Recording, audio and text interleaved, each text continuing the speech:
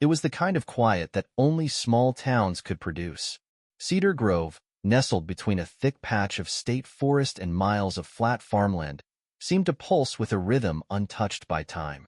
Its 2,000 residents knew each other by name, face, and sometimes even secrets. The town wasn't known for its excitement. It was a place where people stayed put, raised families, and did things the way they had always been done. Every morning, the streets were marked by a predictable procession. Cars rumbled toward the mill on the edge of town.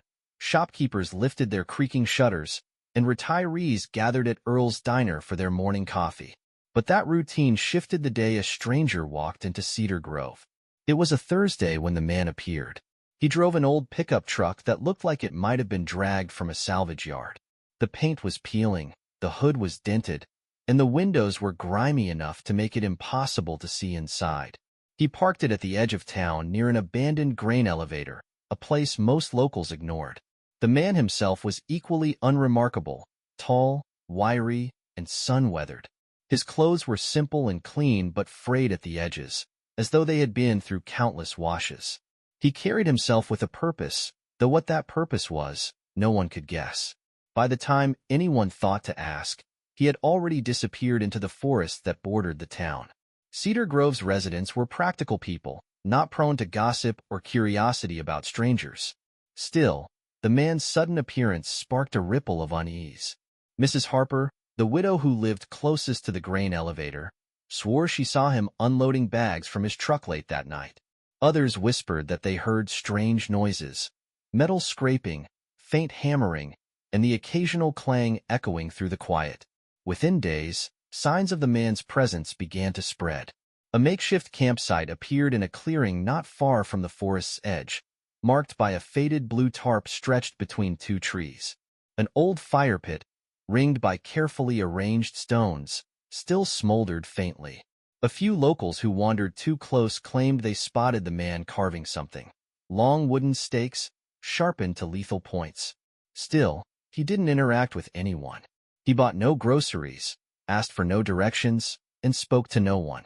The most tangible proof of his existence was the sudden increase in the appearance of hand-carved wooden trinkets scattered around town. One morning, small figurines of birds and animals were left on porches and stoops. They were detailed and beautiful, yet their presence was unsettling. No one admitted to seeing who left them, though many suspected the stranger. By the second week, tensions began to simmer. The man still hadn't left the forest. His truck remained parked near the grain elevator, gathering dust and drawing suspicion. It didn't help that a handful of livestock from nearby farms began to go missing. At first, it was dismissed as coyotes or wandering dogs. But then came the footprints. Heavy, booted footprints were found in the mud near the missing animals' pens, leading off toward the woods. Mr. Langston, who kept goats, discovered his barn door wide open one morning. The latch snapped clean off. He swore he saw a faint light flickering in the forest, but when he followed it, there was nothing there. The town held its collective breath. Cedar Grove wasn't the kind of place that tolerated outsiders, especially ones who brought trouble. Sheriff Matheson, an aging, slow-moving man who spent more time fishing than enforcing the law, decided to pay the stranger a visit. But when he ventured out to the clearing, it was deserted. The tarp was gone, the fire pit cold. Only a few carved stakes remained, driven deep into the soil in a deliberate circle. Maybe he's gone, some residents said, but they didn't believe it. The atmosphere in Cedar Grove shifted, as though the air itself had grown heavier. People began locking their doors, something they hadn't done in decades. Children were kept indoors after dark. The once friendly town seemed to shrink inward, each resident retreating into their own private bubble of fear. One morning, something happened that pushed the tension past its breaking point. A group of hunters found a crude wooden shelter deep in the forest. It was built from rough logs, lashed together with strips of cloth and rope. Inside, they discovered an assortment of strange items. Animal bones arranged in spirals, jars filled with murky liquid, and more of the wooden carvings. At the center of the shelter was a single photograph pinned to the wall. It was a picture of Cedar Grove. The photo was recent, taken from an angle that suggested it had been shot from the top of the grain elevator. Every house, every street, and every building in town was visible. Some homes were circled in red ink, though no one could guess why. When the hunters returned to town and shared what they had found, panic spread like wildfire. Who was this man? Why was he here? What did he want? Some speculated he was a drifter, a loner with strange hobbies. Others feared he was something darker, a thief, a cultist, or worse. That night, a storm rolled in. Thunder cracked over the rooftops, and rain lashed against the windows. But even as the storm raged, the people of Cedar Grove couldn't shake the feeling that something was coming. When morning arrived, the man's truck was gone. The campsite was deserted, and the woods seemed eerily silent. For the first time in weeks, Cedar Grove felt like its old self again. But the sense of relief was short-lived. By noon, a new discovery sent shockwaves through the town. A small bundle had been left in the center of the town square, wrapped in oilcloth and tied with coarse twine. When Sheriff Matheson untied it, his hands trembled. Inside was another wooden carving, a perfect replica of Cedar Grove's water tower. But there was something wrong with it. At the top of the tower, a tiny figure was carved. It stood precariously close to the edge, teetering as though it might fall. And beneath it, scratched into the base, were 4 words. "This is just beginning." The wooden carving found in the town square sent a ripple of dread through Cedar Grove. Though no one said it outright, the implication was clear. The stranger hadn't left. He was still out there, somewhere, watching. And now, his intentions seemed less ambiguous. This wasn't harmless eccentricity. It was a threat. The sheriff, who had spent the better part of his career dealing with minor infractions and disputes over property lines, was wholly unprepared for the situation. He paced his small office, turning the wooden carving over in his hands, studying every detail. The figure perched on the water tower was hauntingly lifelike, its pose precarious, its face oddly blank. Matheson tried to convince himself it was nothing, a prank or a coincidence. But the knot in his stomach told him otherwise. The people of Cedar Grove weren't waiting for answers. By the end of the day, a group of locals, led by Mr. Langston and a handful of other farmers, decided to take matters into their own hands. They loaded their trucks with flashlights, rifles, and hunting dogs, determined to scour the forest and drive the stranger out once and for all. They met at dusk near the grain elevator, their breath visible in the cool evening air. The group was small but resolute, each man gripping his weapon with white-knuckled hands. As the sun dipped below the horizon, they ventured into the woods, the beam of their flashlights slicing through the gathering darkness. The forest, normally serene, felt different that night, oppressive and alive. Every rustle of leaves, every snap of a twig seemed amplified, echoing through the trees like a warning. The men spread out, their voices low as they called to one another, their dogs sniffing the ground for any trace of the stranger. It didn't take long to find the first sign of him. Near the creek that wound through the woods, they discovered another campsite. This one was smaller, less permanent, but the signs of recent activity were unmistakable. A pile of ashes from a recently extinguished fire still smoldered faintly, and a handful of items were scattered around. A tin mug, a knife, a length of rope. But it was the tree trunk nearby that stopped them in their tracks. Carved deep into the bark was an image of Cedar Grove's church, its steeple towering over the rest of the town. Beside it, another figure was etched, standing on the roof of the church, arms outstretched. Below, a jagged line represented the ground, and the figure's body seemed to hang precariously over it. The men exchanged uneasy glances. "We need to keep moving," Langston muttered, his voice low but firm. They pressed on, the dogs growing more agitated as they followed a faint trail through the underbrush. An hour later, they stumbled upon another chilling discovery. A clearing in the woods had been transformed into something unnatural. Wooden stakes, similar to those found at the stranger's first campsite, were driven into the ground in a precise, circular pattern. Strung between them were lengths of twine, from which hung dozens of small, carved figurines. Each one was different, a man, a woman, a child, an animal, but their faces were all the same, blank and featureless. The dogs began to whine and pull at their leashes, their ears flattened against their heads. Langston stepped forward, his flashlight beam catching something glinting in the center of the circle. It was another carving, larger than the others, set on a rough wooden pedestal. This time, it wasn't a building or a person. It was a bridge, the old iron bridge that spanned the river on the outskirts of town.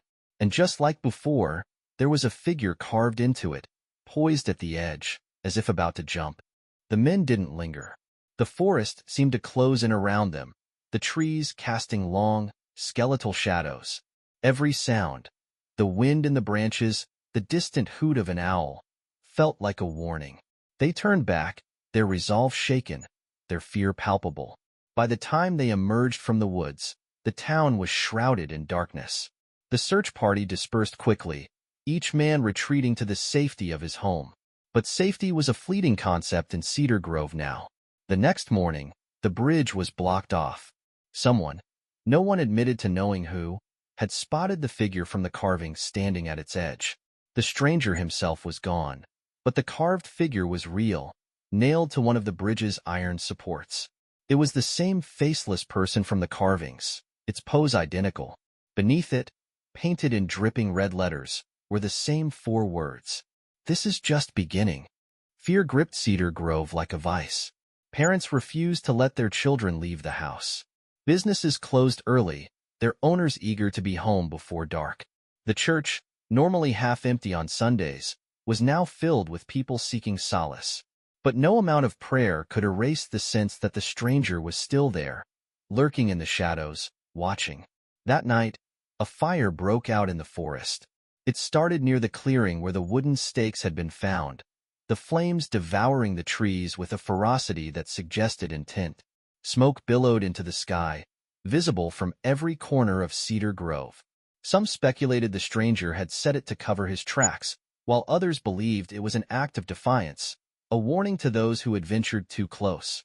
When the fire was finally extinguished, the clearing was nothing but ash and scorched earth. The stakes, the twine, the carvings, everything was gone, and with them, so was any trace of the stranger. Or so they thought. 2 days later, another bundle appeared, this time on the steps of the church, wrapped in the same oilcloth, tied with the same coarse twine. When the pastor opened it, his hands trembled. Inside was a carving of Cedar Grove Schoolhouse, its windows and doors eerily detailed. And just like before, there was a figure perched on the roof, teetering on the edge. The message was clear. The stranger wasn't done, and Cedar Grove's nightmare was far from over. The discovery of the carving on the church steps shattered whatever fragile hope Cedar Grove's residents had clung to. The stranger's persistence, his ability to move unseen, his meticulous attention to detail, was becoming more than unsettling. It was terrifying. The town's fear deepened with each passing hour. Parents began pulling their children out of school entirely, despite assurances from Sheriff Matheson that the schoolhouse was under constant surveillance. Mr. Langston and a group of volunteers patrolled the woods day and night, though their efforts turned up nothing but burnt remnants of the clearing. The stranger seemed to have vanished, yet his presence loomed over every waking moment. By now, the carved figurines had become a symbol of dread. Each new discovery marked another location, another building in town underlined with ominous significance. Some wondered if they were warnings, while others feared they were predictions. Whatever the meaning, the townspeople had grown hypervigilant, waiting for the next sign, the next carved nightmare to appear. It arrived sooner than they expected. On a foggy Monday morning, Sheriff Matheson received a call from a frantic Mrs. Harper. The widow, who lived alone near the grain elevator, claimed someone had left another carving on her front porch overnight. This time, it was a miniature of the grain elevator itself. Perched atop its highest point was a figure, smaller than the others, carved in an unmistakable crouch as though it were lying in wait. Matheson arrived to collect the carving, his exhaustion visible in the deep lines of his face. He had barely slept in days, spending his nights combing through old records and police reports for anything that might explain the stranger's motivations. So far, he'd found nothing. The grain elevator carving added another layer of unease. As Matheson examined it, he couldn't help but feel a sense of foreboding. The attention to detail was astonishing. Every crack and beam of the aging structure had been perfectly replicated. The figure on top seemed to stare back at him, its faceless visage brimming with malice. Matheson decided to organize a formal search of the grain elevator that afternoon. He brought Langston and a handful of other men to assist, their rifles slung over their shoulders. The group moved cautiously, flashlights illuminating the dark interior of the structure. What they found was worse than anything they had imagined. The interior of the elevator had been transformed into a grim gallery. Wooden carvings hung from every wall, suspended by lengths of twine. Some were familiar, replicas of the town's landmarks, its houses, and its people. Others were stranger, more abstract, their shapes distorted and unnatural. One wall was dominated by a single, massive carving, a map of Cedar Grove. Tiny wooden pegs were driven into various locations, each one marking a site where a carving had been found. But it was the carvings clustered in the center of the room that made their stomachs turn. A rough wooden table held a collection of figures that looked unmistakably human. Each one was small and featureless, but their poses were hauntingly familiar. Slumped over, lying prone, or crumpled in unnatural positions. They weren't just figurines. They were representations of death. Langston cursed under his breath, his hands tightening around his rifle. The men exchanged uneasy glances, the air thick with an unspoken understanding. This wasn't a prank. It was a message. As they searched the room, they found something even more chilling. Tucked into a corner, half hidden beneath a pile of wood shavings, was a notebook. Its cover was plain and unmarked, the pages inside filled with rough sketches and scribbled notes. The drawings mirrored the carvings, buildings, figures, and landmarks, but the notes were far more cryptic. One page read, "The first will fall at the tower." Another, "The water turns black." And another, "When the light goes out, they'll understand." The men gathered around the notebook, their faces pale. Sheriff Matheson flipped through the pages, his heart pounding. It wasn't just a diary, it was a blueprint. The stranger's plans were laid out in stark detail, though the meanings of many notes remained maddeningly obscure. Matheson decided to take the notebook back to his office for further analysis. As the group exited the grain elevator, they could feel the weight of the stranger's presence pressing down on them. It was as if the man had anticipated their every move, leaving behind breadcrumbs for them to follow. That night, another fire broke out. This time, it was at the mill on the edge of town. By the time the volunteer fire department arrived, the flames had engulfed the building, sending sparks into the night sky. The mill had been a cornerstone of Cedar Grove's economy for decades, and its destruction was a devastating blow. Amid the ashes, they found another carving. This one depicted the mill in flames, the fire painstakingly etched into the wood. The detail was horrifyingly accurate, down to the collapsing beams and the smoke billowing into the air. The message was clear. The stranger wasn't just watching. He was acting. By now, panic had reached a fever pitch. Town meetings devolved into shouting matches, with residents demanding answers that Matheson couldn't provide. Langston and his group of volunteers patrolled the streets with rifles, their paranoia mounting with each passing night. The town that had once been defined by its sense of community was now unraveling, suspicion and fear driving wedges between neighbors. The stranger's influence was everywhere. Even when he wasn't seen, his presence was felt, in the faint echoes of footsteps, in the flicker of shadows on the edge of town, in the way the woods seemed to hold its breath. And then, just when Cedar Grove thought things couldn't get worse, the power went out. It happened in the dead of night, plunging the town into complete darkness. Streetlights blinked off, houses fell silent, and even the faint hum of the electrical grid disappeared. The silence was deafening, broken only by the distant howling of the wind. When the lights flickered back on hours later, another carving had appeared, this time on the steps of the sheriff's office. It depicted the town square, its buildings illuminated by the glow of lanterns. In the center of the square stood a figure, larger than any other carving before it, and beneath it, scratched into the wood, was a single word: tomorrow. The word tomorrow, carved into the wooden figurine, haunted Cedar Grove throughout the long night. No one slept. Doors were locked, windows were boarded up, and lights stayed on in every house, creating a faint, flickering glow across the town. The townsfolk gathered in small groups, sharing whispered fears and theories, their voices strained with exhaustion. The message left no room for doubt. Something was coming, and whatever it was, it wouldn't be subtle. Sheriff Matheson sat alone in his office, the figurine on his desk and the stranger's notebook open before him. He had combed through its pages a dozen times since its discovery, searching for any clue, any hint that might explain what was happening. The cryptic notes seemed to taunt him. The water turns black. The first will fall at the tower when the light goes out. They felt like riddles with answers just beyond his grasp.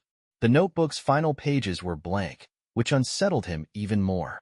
Whatever the stranger's plan, Matheson realized it wasn't a long game. It was coming to a head, and if the carvings were any indication, the whole town was in the crosshairs. At sunrise, the entire town gathered in the square, unable to endure the waiting in silence. Fear hung in the air like smoke, thick and choking.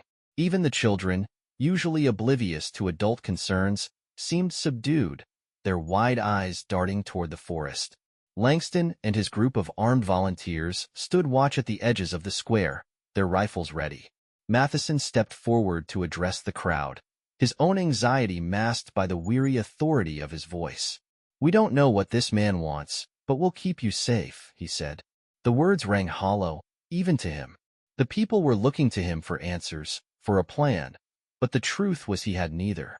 As the sun climbed higher, the tension in Cedar Grove became unbearable. Then, around noon, the first sign of the stranger appeared. A plume of smoke rose from the forest. It was small at first, a thin line against the clear sky, but it grew rapidly, darkening and spreading. The fire from days before had been extinguished, but this wasn't a leftover ember. It was deliberate, controlled. Langston and a few others rushed toward the woods, determined to confront whatever, or whoever, was responsible. The rest of the town remained frozen, their eyes fixed on the smoke. Minutes passed, then an hour, and still, the men didn't return. Then came the sound. A low, grinding groan echoed through the town, followed by a deep, resonant crack. Heads turned toward the water tower, the tallest structure in Cedar Grove. The noise grew louder, almost like a growl, as if the tower itself were alive. And then it began to fall. The water tower, a symbol of the town's identity for decades, tilted slowly at first, then all at once, collapsing with a deafening crash. Water burst from the shattered tank, flooding the streets and sending townsfolk scrambling for higher ground. Amid the chaos, a single figure emerged from the forest. It was the stranger. He was calm, almost methodical, walking toward the square with an air of inevitability. He carried something in his hands, a final carving. As he stepped into the open, the crowd recoiled, but no one moved to stop him. Langston's men were nowhere to be seen, and the stranger had no weapon. He placed the carving in the center of the square, then turned and walked back toward the woods. Not a single word was spoken. The crowd watched in stunned silence as his figure disappeared into the shadows. Matheson was the first to approach the carving. It was unlike the others. Larger, more intricate, it depicted the town square itself, complete with its buildings, lampposts, and people. But the carving also included something the real square did not. A massive bonfire in its center, its flames reaching skyward. And scattered around the fire were dozens of tiny figures, each lying prone, their poses unmistakably lifeless. The message was clear. Panic erupted. Some ran to their homes, others grabbed their families and fled town entirely. Matheson tried to calm them, shouting orders and pleading for composure, but his voice was drowned out by the rising tide of fear. Night fell, and the streets of Cedar Grove were deserted. Those who hadn't fled barricaded themselves indoors, their eyes fixed on their windows and doors. Every sound, the creak of a floorboard, the rustle of the wind, sent shivers down their spines. But the bonfire never came. The hours stretched on, and the night passed without incident. By morning, the townsfolk emerged cautiously, blinking in the pale light of dawn. The square was empty, the carving still in its place. The stranger was gone, and for the first time in weeks, there was no new sign of him. Some took it as a sign that he had finally finished whatever sinister game he'd been playing. Others feared it was only the beginning of something far worse. But as days turned into weeks and the stranger didn't return, Cedar Grove slowly began to exhale. The water tower was rebuilt, the mill repaired, and life in the small town crept back toward normalcy. Yet the fear lingered, just beneath the surface. The carvings were burned, the notebook locked away in a safe at the sheriff's office, but the memories couldn't be erased. Even years later, residents would glance over their shoulders when walking through the woods or double-check their locks before bed. Children whispered stories about the stranger, turning him into a kind of boogeyman, a cautionary tale to keep them from wandering too far. But the truth about the man who haunted Cedar Grove remained a mystery, and deep in the forest, beneath a tangle of moss and fallen leaves, his final carving lay hidden, waiting for someone to find it. It was of Cedar Grove, perfectly replicated down to the smallest detail, and at its center, perched atop the rebuilt water tower, was a figure, watching.